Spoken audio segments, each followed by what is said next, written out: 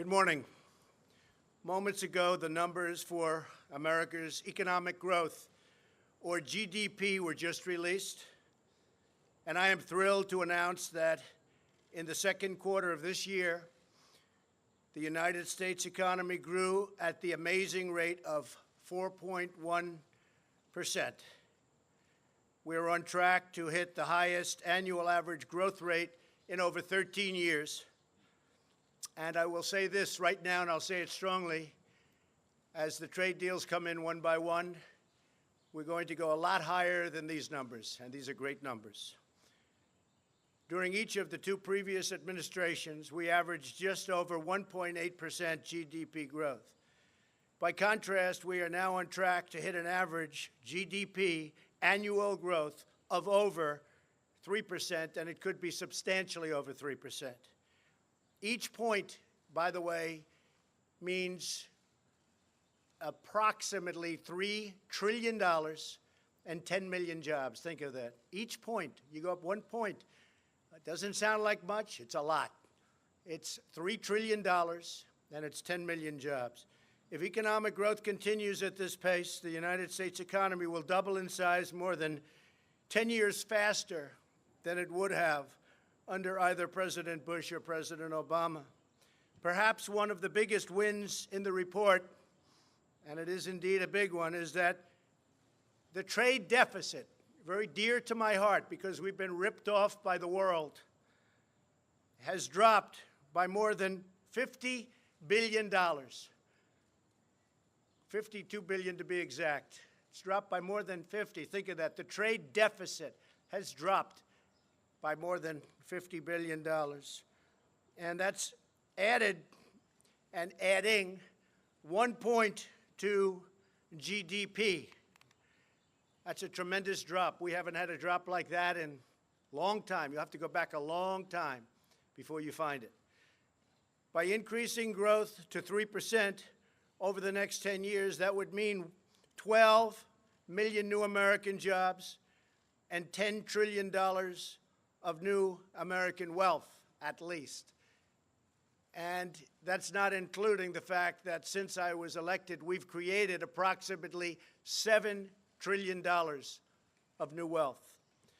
The year before I came into office, private business investment grew at only 1.8%. Last year, it jumped to 6.3%. That was my first full year. We had to do a lot of things to get it to grow. And this year, it's growing at 9.4%. So that's a very tremendous increase. There hasn't been an increase like that in many, many years, decades. And I think the most important thing, and Larry Kudlow just confirmed to me along with Kevin Hassert, that these numbers are very, very sustainable. This isn't a one-time shot. I happen to think we're going to do extraordinarily well in our next report, next quarter. I think it's going to be outstanding. I won't go too strong because then if it's not quite as good, you'll not let me forget it. But I think the numbers are going to be outstanding. We've accomplished an economic turnaround of historic proportions. When I came into office, 1.5 million fewer prime-age Americans were working than 8 years before. We had lost almost 200,000 manufacturing jobs under the previous administration, and you all know, they say, well, you have to lose manufacturing jobs. It'll get worse and worse. Manufacturing jobs are obsolete. No, they're not obsolete. They're the greatest jobs we have. More than 10 million additional Americans had been added to food stamps past years. But we've turned it all around. Once again, we are the economic envy of the entire world. When I meet the leaders of countries, the first thing they say invariably is, Mr. President, so nice to meet you. Congratulations on your economy. You're leading the entire world. They say it almost each and every time. America is being respected again, and America is winning again because we are finally putting America first. Everywhere we look, we are seeing the effects of the American economic miracle. We have added 3.7 million new jobs since the election. a number that is unthinkable if you go back to the campaign. Nobody would have said it. Nobody would have even, in an optimistic way, projected it. We are in the midst of the longest positive job growth streak in history. New unemployment claims have recently achieved their lowest level in almost half a century. The African American unemployment rate has achieved the lowest level in recorded history. African American unemployment is the best it's ever been in the history of our country.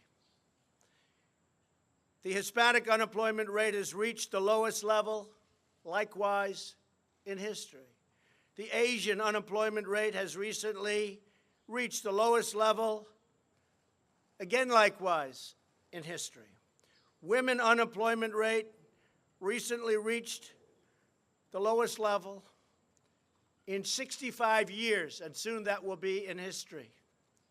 Give it another 2 or 3 weeks. Veterans unemployment is at its lowest level in 18 years, and that number is rapidly going up, on top of which we just received and won from Congress Choice, where veterans can go out and see a doctor if they can't get service, the service that they deserve. Unemployment for disabled Americans has hit a record low, lowest in history. More than 3.5 million Americans have been lifted off food stamps, something that you haven't seen in decades. 3.5 million Americans have been lifted off food stamps. That's because they were able to go out and get a job, and they're going to love their jobs. 95% of American manufacturers are optimistic about their company's outlook, and that's the highest level also in history, and that's an old survey, been around a long time. Manufacturing wages are expected to rise at the fastest rate in over 17 years. Business and consumer confidence has reached historic highs. So far this year, American exports are up nearly 20%. I've only been here a little more than a year and a half. Over the same period in the year before I took office, we've become a net exporter of natural gas for the first time since 1957. We've gotten rid of tremendous amounts of regulations, which allows us to do things. And we still have tremendous regulations on clean air, clean water, the environment. It's very important to me, very important to everybody. But we had unnecessary regulations that were hurting our economy and hurting our country.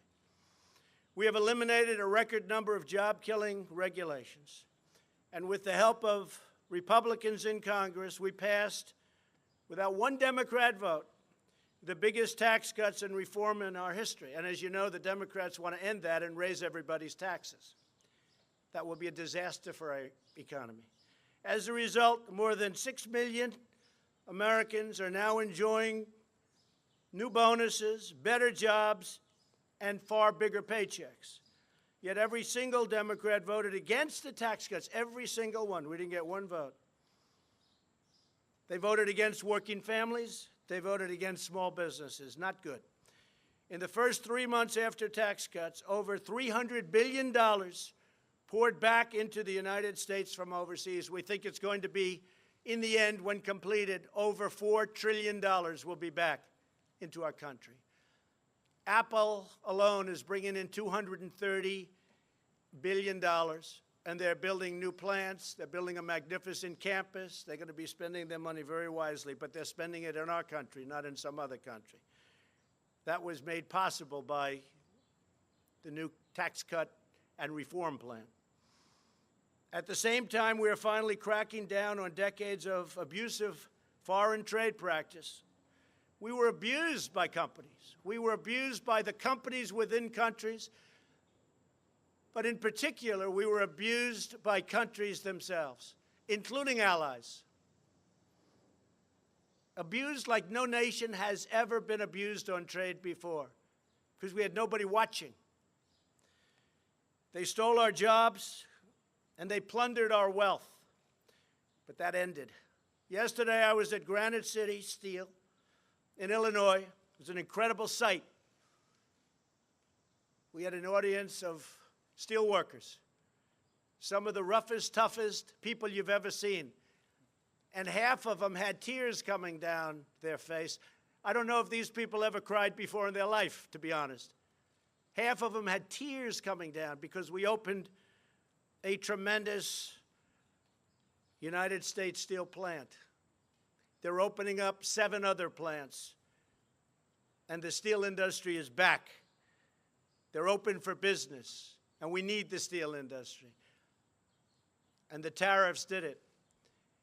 And nobody mentions the fact that these plants are creating tremendous numbers of jobs, tremendous. And billions of dollars are pouring into the United States coffers, billions of dollars. But we're getting jobs, we're getting money coming in, we're respected, and eventually the steel prices will really start to go down because all of these new plants are going to be competing against each other. But we won't have foreign countries dumping, that's the word they use, dumping, steel all over the place and destroying our factories, destroying our plants, destroying our companies, and destroying our jobs. Since I was elected, we've added 400,000 new manufacturing jobs. Remember, that was the obsolete deal. Obsolete. I used to say, why is it obsolete? We have to make things. Manufacturing jobs are among our best jobs, and we're just getting started. We've also liberated millions of Americans from the crushing burdens of Obamacare. The cruel individual mandate penalty is gone. That's where you pay a lot of money for the privilege of not having to buy bad health care and pay for it. It's gone. Nobody thought we could get rid of it. That was the most unpopular provision by far, probably on anything, but certainly in Obamacare. And Obamacare is now on its last legs, fortunately. And through associated health plans, we're giving Americans the ability, just opened, millions of people going to be signing up, millions and millions. We're giving Americans the ability to join together to purchase much better and more affordable health care and health insurance, including bidding across state lines. So all of the insurance companies are going wild. They want to get it. You're going to have great health care at a much lower price. It will cost the United States nothing. Nothing. Think of that. Will cost us nothing. And that's Secretary Acosta. Secretary Azar is coming out with another health care plan, somewhat different. Result the same, much less expensive health care at a much lower price. Will cost our country nothing. We're finally taking care of our people.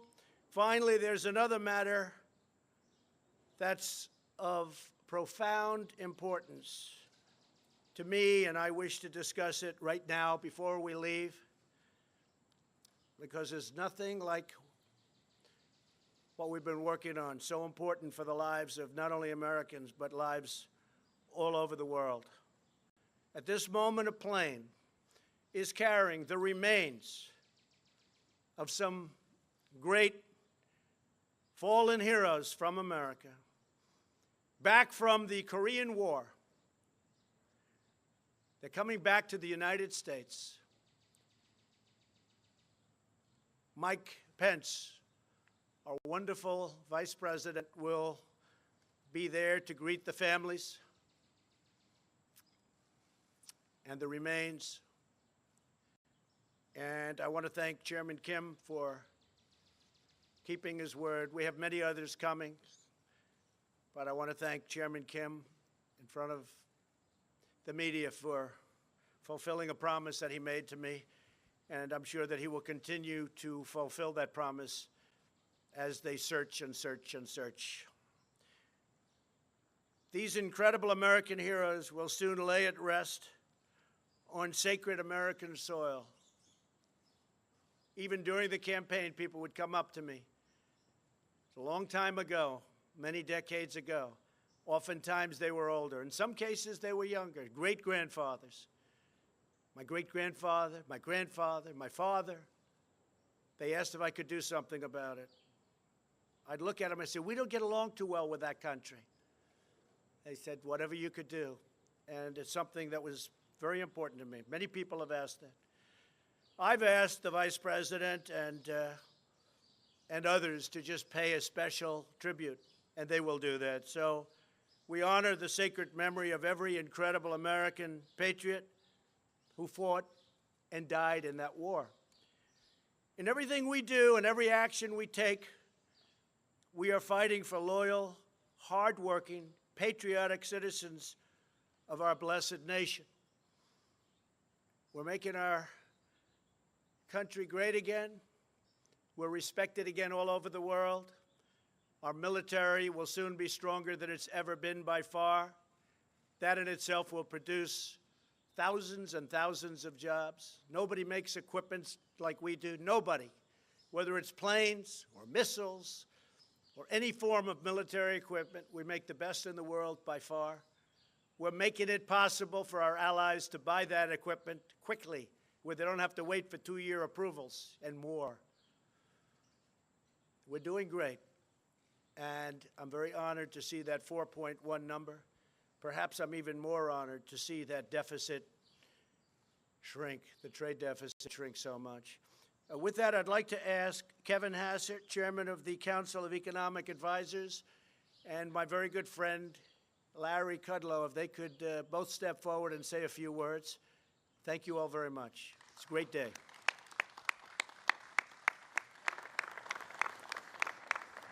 Thank you very much, Mr. President, and thank you for your leadership and for the faith that you put in me when you offered me this job.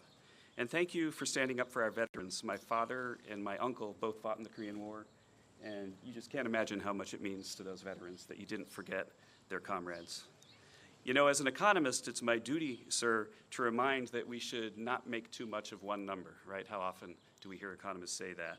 But when I think back to the first time I met with you in the Oval, and we talked about your vision about how to make America great again, you might recall that in the end, I agreed, yeah, that stuff really ought to work. And the fact is that if we look at the data today, that we can see the proof of the pudding, that the president's policies are working, and it's not just in the top line, but it's in the details. So the president said that if we deregulate the economy and have a tax reform, that there'll be a capital spending boom because the factories will come back to America. If you look at the data, then the factories are booming again. The president said that if we emphasize energy production here in the US, that we could become a dominant energy economy, even an energy exporter.